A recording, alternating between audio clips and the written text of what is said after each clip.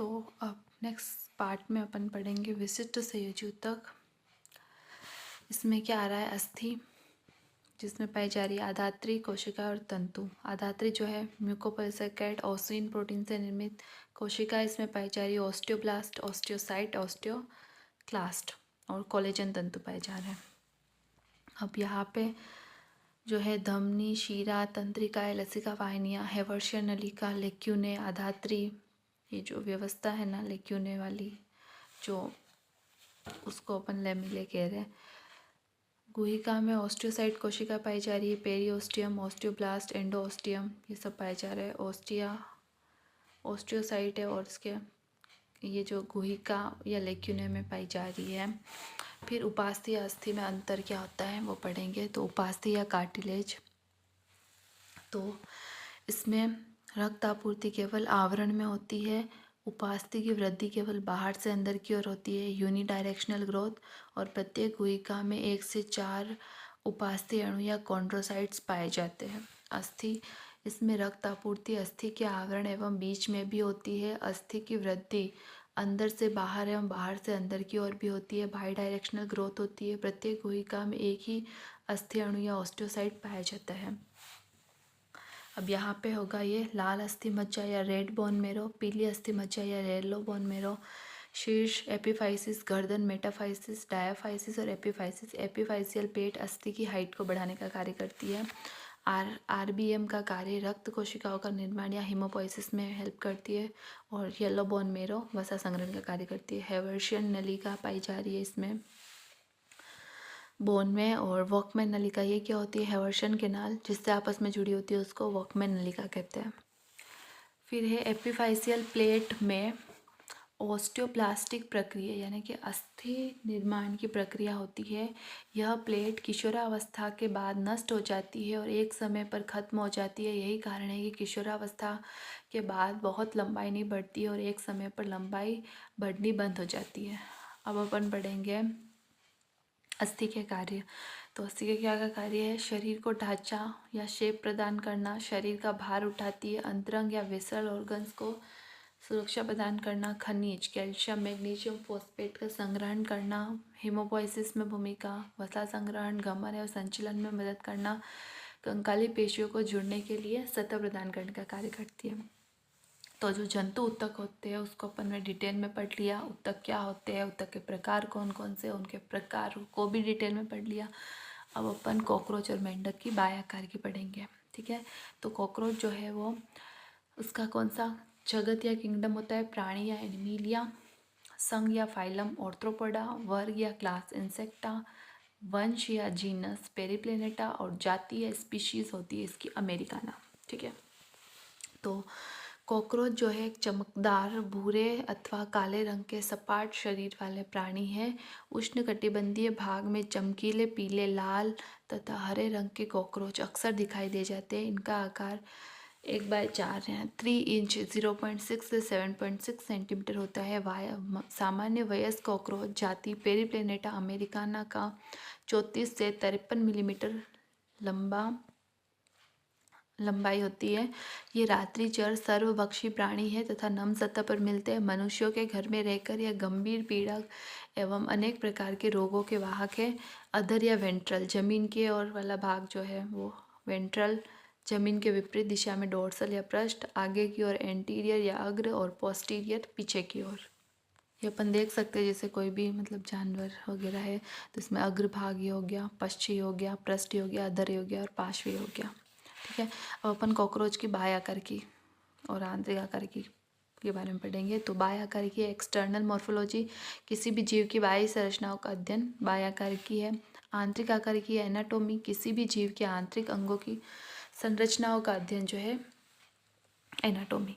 तो कॉकरोच के बाह्य आकार की, कॉकरोच का शरीर जो है 3 भागों में विभाजित होता है, सिर या हेड, वक्ष या थोरेक्स, उदर या एब्डोमेन। कॉकरोच का शरीर काइटिन के बाह्य कंकाल से ढका होता है। यहाँ पे पाया जा रहा है पृष्ठकांश, अधरांश, कंठक और संधिकारी झिल्ली। सिर या हेड, तो इसमें त्रिकोणीय या ट्रायंगुलर सिर होता है। सिर, गर्दन, उदर, वक्ष भाग ये सब पाए जा रहे हैं। सिर शरीर के अनुदैर्ध्य अक्ष या लॉन्गिट्यूडनल एक्सिस से समकोण पर होता है और सिर जो है 6 खंडों से मिलकर बनता है। ठीक है, तो ये 6 खंड कौन कौन से, ये यहाँ पे पाया जा रहा है लेब्रम, लेबियम, मैक्सिमला, मैंडिबल और अधोग्रसनी, जो कि जिह्वा या टंग की तरह कार्य करती है। ठीक है, फिर आएगा कॉकरोच का मुख काटने और चबाने वाला होता है। सिर संपुटिका पर एक जोड़ी संयुक्त नेत्र उपस्थित होंगे। आँखों के आगे झिल्लीनुमा सॉकेट से धागे जैसी एक श्रृंगिका या एंटीने निकलती है। वक्ष भाग, इनका वक्ष जो है 3 खंडों में विभाजित होता है और गर्दन जो है वो यहाँ से प्रसार करती है। लचीले गर्दन के कारण कॉकरोच जो है सभी दिशा में घूम सकता है।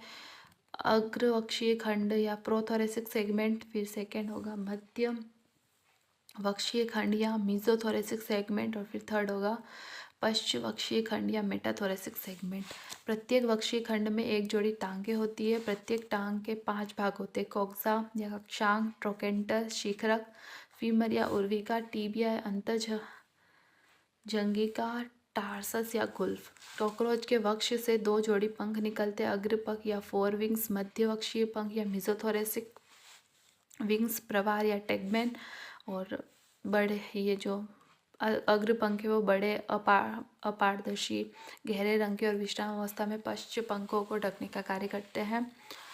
फिर आता है पश्च पंख या हिंड विंग्स, तो या इन्हें कहेंगे अपन पश्चवक्षीय पंख या मेटाथोरेसिक विंग्स। छोटे अपारदर्शी होते हैं, उड़ने में सहायता करते हैं। ठीक है, ये ऐसे ये अग्रपंख हो गए और यहाँ पे ये पश्चवंक हो गए। फिर है उदर या एब्डोमेन। नर एवं मादा कॉकरोच के उदर में जो है 10 खंड होते हैं। कॉकरोच में लैंगिक द्विरूपता या सेक्सुअल ड्वार्फिज्म पाई जाती है। नर कॉकरोच अग्रपंख बड़े, मादा कॉकरोच अग्रपंख छोटे। 10वें उदरीय खंड में गुद्दा लूप उपस्थित। 9वें खंड से गुद्दा शूक निकलता है और इसमें मादा कॉकरोच जो है उसमें 10वें उदरीय खंड में गुद्दालूम उपस्थित और मादा में गुद्दा शूक अनुपस्थित होता है। ठीक है, ये इनमें डिफरेंस करने को कहे तो भी अपन गुद्दा शूक से पता कर सकते हैं। कॉकरोच की आंतरिक आकारिकी, पाचन तंत्र, श्वसन तंत्र, परिसंचरण तंत्र, उत्सर्जन तंत्र, तंत्रिका तंत्र, संवेदी तंत्र, जनन तंत्र, इन सब के बारे में अपन पढ़ेंगे। तो पाचन तंत्र या डाइजेस्टिव सिस्टम, तो इसमें आहार नाल और पाचक ग्रंथियाँ आती है। आहार नाल अग्रांत या फोरगट, मध्यांत या मिडगट, पश्चांत या हिंडगट। तो यहाँ पे सबसे पहले क्यूटिकल है, मुख द्वार, मुख गुहा, ग्रसनी, शस्य, अन्नपुट, प्रेषणी, मध्यांत्र, गुदद्वार, शुद्रांत, बृहदांत्र, मलाशय, ये सब रटने की चीज़ें, सब रटना डायग्राम में। और फिर यहाँ पे जो है मुख, फिर मुखद्वार, ग्रसनी, ग्रसिका, अन्नपुट, प्रेषणी, फिर मध्यांत्र में, फिर मध्यांत्र से शुद्रांत्र में, शुद्रांत से बृहदांत्र में, बृहदांत्र से मलाशय में, और फिर मलाशय से गुद्दाद्वार को बाहर, फिर जो अपशिष्ट पदार्थ होगा उसको बाहर निकाल दिया जाता है। ठीक है, श्वसन तंत्र या रेस्पिरेटरी सिस्टम। कॉकरोच में 10 जोड़ी स्पाइरिकल्स या श्वास छिद्र पाए जाते हैं, जिनसे O2 युक्त वायु अंदर और CO2 युक्त वायु बाहर जाती है। ये श्वास छिद्र पार्श्व भाग में पाए जाते हैं। प्रत्येक स्पाइरिकल्स के खुलने और बंद होने को अवरोधनी या स्फिंक्टर नियंत्रित करती है।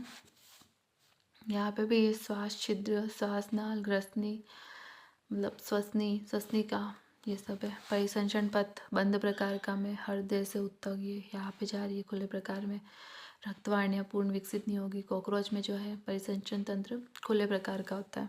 फिर देखेंगे अपन कॉकरोच में जो है 13 कोष्ठीय हृदय पाया जाता है, जो शरीर के मध्य पृष्ठ भाग में पाया जाता है। तो यहाँ पे इसमें है अग्र महाधमनी, एंटीरियर एओर्टा, अश्चय ओस्टिया और पक्षाकार पेशियाँ। ठीक है, फिर इसमें संरचना है, पेरिकार्डियल गुहा पाई जा रही है, पेरीविसरल पाई जा रही है, पेरीन्यूरल गुहा पाई जा रही है, ग्रसनी, तंत्रिका तंत्र, ये सब। ठीक है, तो हृदय के प्रत्येक कोष्ठ में ओस्टिया द्वारा है। अब कैसे क्या फ्लो हो रहा है वो बताते हैं।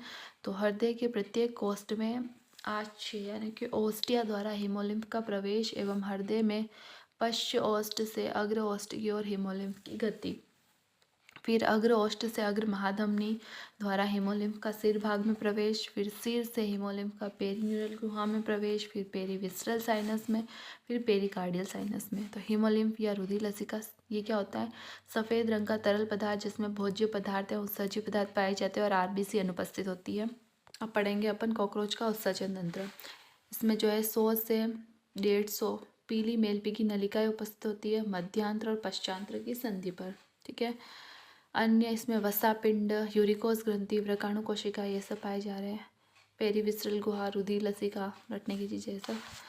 और तिलछट्टे में उत्सर्जन मेलपी की नलिकाओं के द्वारा होता है और प्रत्येक नलिका ग्रंथिल एवं रोम युक्त उपकला द्वारा आश्रित होती है।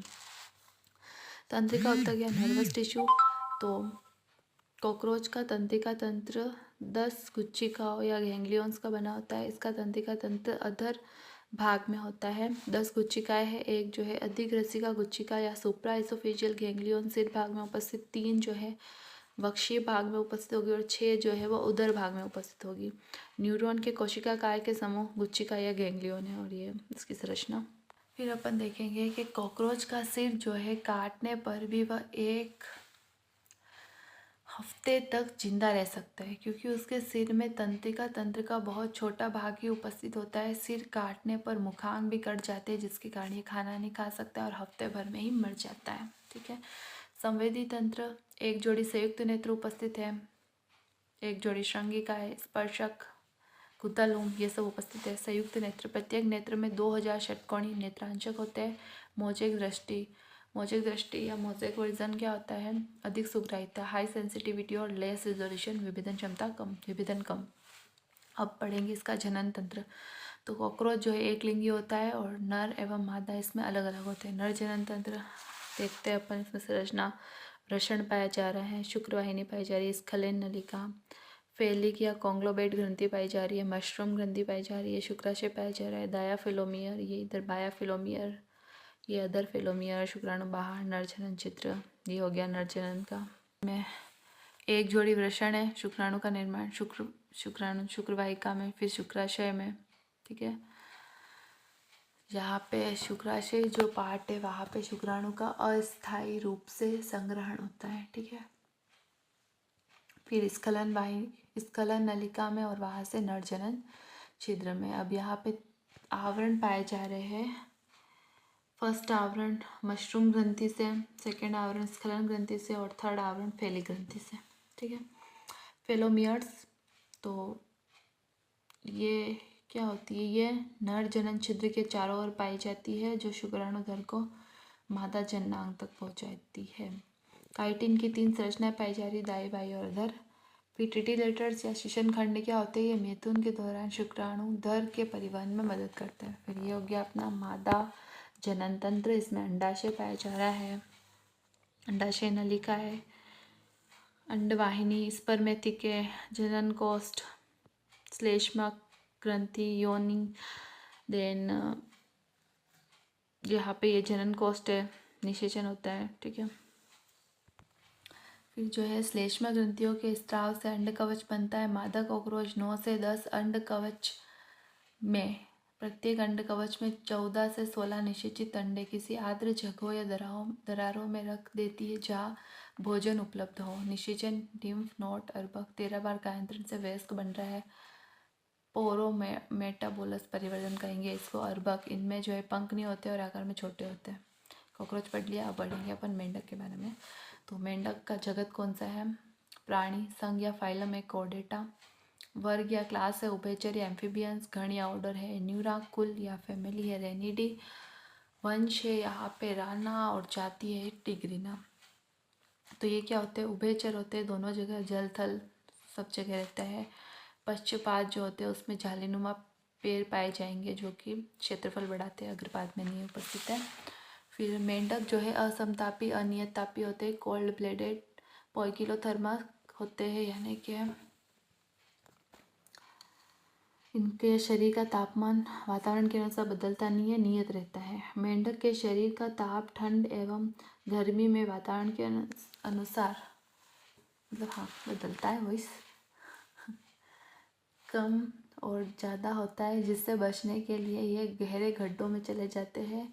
इसे शीत निष्क्रियता एवं निष्क्रियता हाइबरनेशन एस्टिवेशन कहते हैं। निष्क्रिय अवस्था में भोजन नहीं मिलता है, उपापचय प्रक्रियाएं बहुत कम होगी। शरीर में संग्रहित वसा एवं ग्लाइकोजन से ऊर्जा प्राप्त करेगा। ये बाहरी वातावरण के अनुसार मेंढक अपने शरीर का रंग बदल सकता है, इसे अनुहरण या मिमिक्री कहते हैं। ऐसा ये खुद को अपने शिकारी से बचाने के लिए करता है।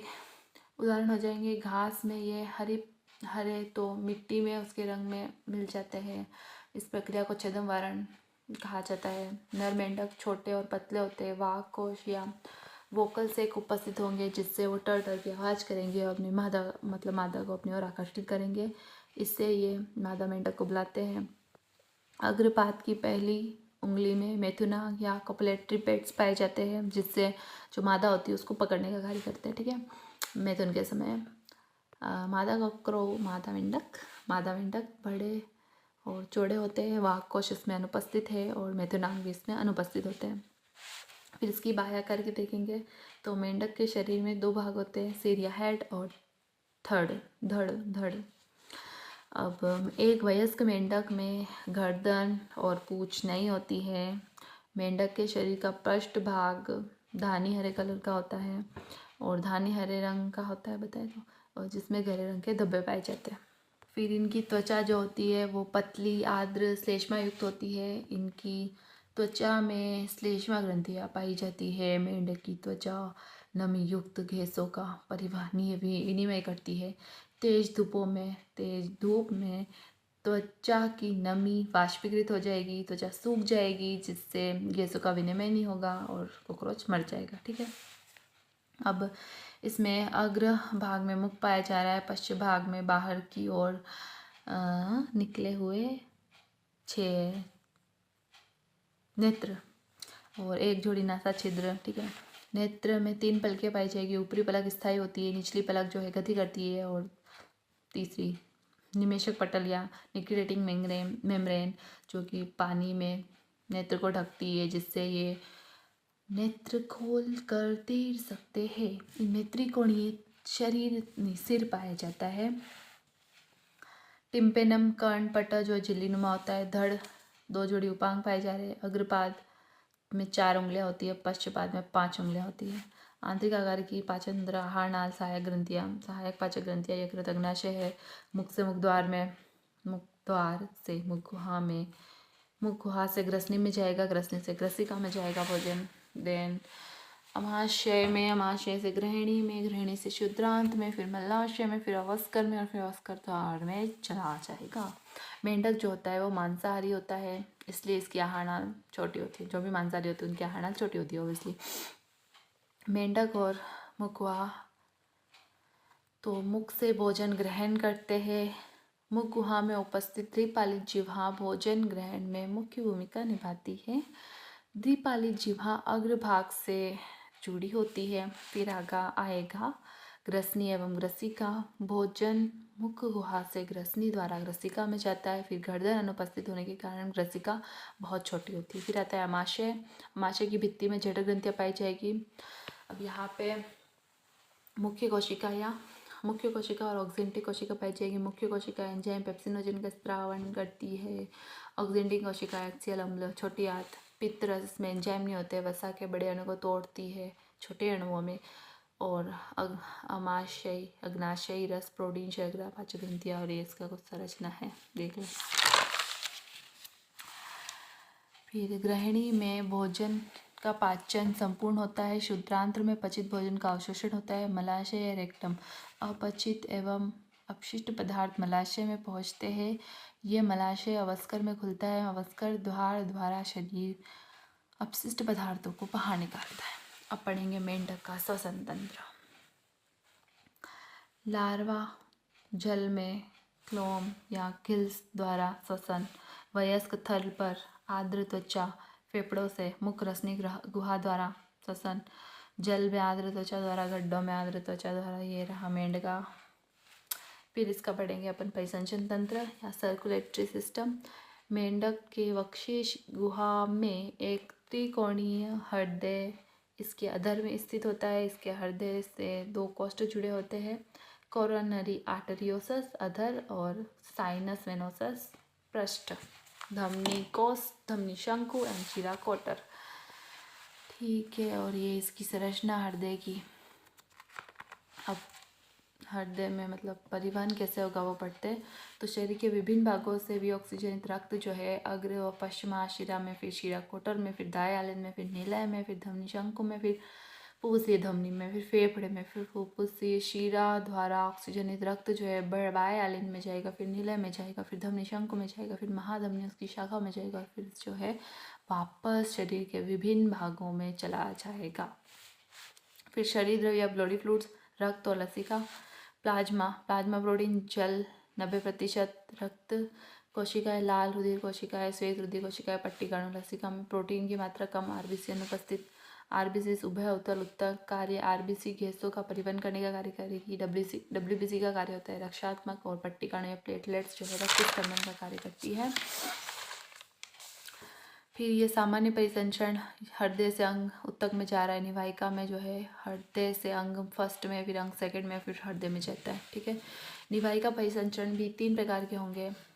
यकृत निवाहिका, हेपेटिक पोर्टल सिस्टम, जिसमें हृदय से आत से यकृत में, ठीक है, और यकृत से वापस हृदय में।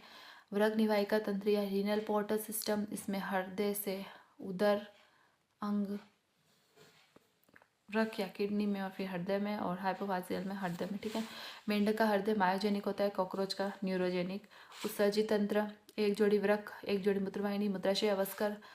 वृक्क लाल रंग के सेम के आकार के होते हैं। वृक्क मेसोनेफ्रिक, प्रत्येक वृक्क में 2000 व्रकाणु पाए जाएंगे, और ये इसके वृक्क, मूत्रवाहिनी, अवस्कर, मूत्राशय, ये सब। देन वृक्क जो है रक्त से नाइट्रोजनी अपशिष्ट पदार्थ जल को निकाल मूत्र निर्माण करते हैं। मेंढक N2 अपशिष्ट पदार्थ यूरिया के रूप में बाहर निकालते हैं। इन्हें यूरिया उत्सर्जी या यूरियोटेलिक कहा जाता है। मेंढक का लार्वा टेडपोल। ठीक है, तंत्रिका तंत्र या नर्वस सिस्टम 3 प्रकार के। केंद्रीय तंत्रिका तंत्र या सेंट्रल नर्वस सिस्टम, इसमें आएंगे मस्तिष्क या ब्रेन, न्यूरोजेक, स्पाइनल कॉर्ड, और फिर आएगा परिधीय तंत्रिका तंत्र या पेरिफेरल नर्वस सिस्टम PNS, इसमें आएगी कपाली तंत्रिका या क्रेनियल नर्व्स, मेरु तंत्रिका या स्पाइनल नर्व्स। फिर स्वायत्त तंत्रिका तंत्र, ऑटोनॉमिक नर्वस सिस्टम, यहाँ पे अनुकंपी तंत्रिका तंत्र और परानुकंपी तंत्रिका तंत्र, सिंपैथेटिक और पैरासिम्पैथेटिक। सिंपैथेटिक आपातकालीन स्थिति में, और सामान्य स्थिति में परानुकंपी। केंद्रीय तंत्रिका तंत्र ये हो गया मेरुरज्जु, कपाल, मस्तिष्क, फोरामेन मैग्नम, मेरुदंड, और फिर अंदर मेरुरज्जु या स्पाइनल कॉर्ड। ठीक है, फिर मस्तिष्क के पार्ट हो गए अग्र मस्तिष्क, मध्य मस्तिष्क, पश्च मस्तिष्क। अग्र मस्तिष्क या फोर ब्रेन, इसमें ग्रांड पाली 2, ऑल्फैक्टरी लोब। प्रमस्तिष्क अर्धगोलार्ध 2, cerebral hemisphere. अग्र मस्तिष्क पश्च 1, डायंसेफलोन। फिर मध्य मस्तिष्क में दृक्पाली और क्रूरा सेरेब्री, ऑप्टिक लोब्स और क्रूरा सेरेब्री आएगा। और पश्चिम मस्तिष्क में हिंड ब्रेन, अनुमस्तिष्क, मेडुला वगैरह वगैरह। अब है क्या है, हाँ, ये अग्र मस्तिष्क, मध्य मस्तिष्क, पश्चिम मस्तिष्क, मेरुदंड, क्रूरा सेरेब्री। अग्र मस्तिष्क को पश्चिम मस्तिष्क से जोड़ने का कार्य करता है क्रूरा सेरेब्री। ठीक है, ये हो गया। फिर तंत्रिका CNS से आवेग को अंगों से लाने और ले जाने का कार्य करती है। अंतःस्रावी तंत्र, हाइपोथैलेमस नहीं, थायरॉइड ग्रंथि, टेडपोल लार्वा, थायरोक्सिन हार्मोन का नियंत्रण व्यवस्था। अगर मेंढक के टेडपोल लार्वा में से थायरॉइड ग्रंथि निकाल दी जाए तो टेडपोल लार्वा अवस्थाई बनी रहेगी और वयस्क में परिवर्तित ही नहीं होगा। संवेदी तंत्र, नेत्र कर्ण पूर्ण विकसित। फिर ये टेंगो रिसेप्टर्स जो कि टच करने के लिए है। ऑल्फैक्टरी घ्राण ग्राही, नासा कक्ष में सूंघने के लिए। फिर है हो गई है, हाँ, गैस्ट्रो रिसेप्टर स्वादग्राही, जिह्वा पर स्वाद के लिए। ठीक है, फिर जनन तंत्र, नर जनन तंत्र, यहाँ पे वसा या फैट बॉडीज पाई जा रही है। 10 से 12 शुक्रवाहिकाएं पाई जा रही है। बीटा नलिका पाई जा रही है जो कि सेल नर में उपस्थित है। फिर पेरिटोनियल, मिजोकियम, वृषण, वृक्क, मूत्र, जननलिका, ये सब पाए जा रहे हैं। एक जोड़ी वृषण शुक्राणु निर्माण होता है, शुक्रवाहिका और बीडर नलिका, फिर मूत्र जननलिका, अवस्कर, और अवस्कर द्वार से बाहर निकल जाएगा। ठीक है, नर मेंढक में वृषण, वृक्क वृक्क से कार्यात्मक रूप से जुड़े होते हैं। वसा काय, वसा संग्रहण, शुक्राणु को पोषण देना, निष्क्रियता, ये मादा जनन तंत्र हो गया। अंडाशय, अंडाणु निर्माण, अंडवाहिनी, अवस्कर, अवस्कर द्वार जल में। देन मेंढक में बाह्य निषेचन पाया जाता है जल में, और ये इसकी संरचना हो गई। ठीक है, तो ख़त्म फिनिश क्लास। तो अब ये अपन ने इसको एनिमल टिश्यू वाले चैप्टर को अच्छे से पढ़ा है 2 पार्ट्स में। फर्स्ट पार्ट में अपन ने जो है एनिमल, जो जंतु में जितने भी ऊतक पाए जा रहे हैं उनको अपन ने डिटेल में पढ़ा, उनके प्रकार पढ़े, वो कहाँ पे पाए जा रहे हैं उन सब के बारे में पढ़ा। और सेकंड पार्ट में अपन ने कॉकरोच और मेंढक के बारे में पढ़ा। ठीक है, तो अपना जो क्लास 11th का चैप्टर है प्राणियों में संरचनात्मक संगठन, ये डन है। अगर आपको रिवीजन करने में हेल्प मिली हो तो प्लीज़ सब्सक्राइब और बताइएगा। अगर और भी आपको रिवीजन वीडियोस चाहिए हो तो मैं ज़रूर अपलोड करूँगी, और आप प्लीज़ देखिएगा उन्हें। Thank you for watching this. Thank you, धन्यवाद।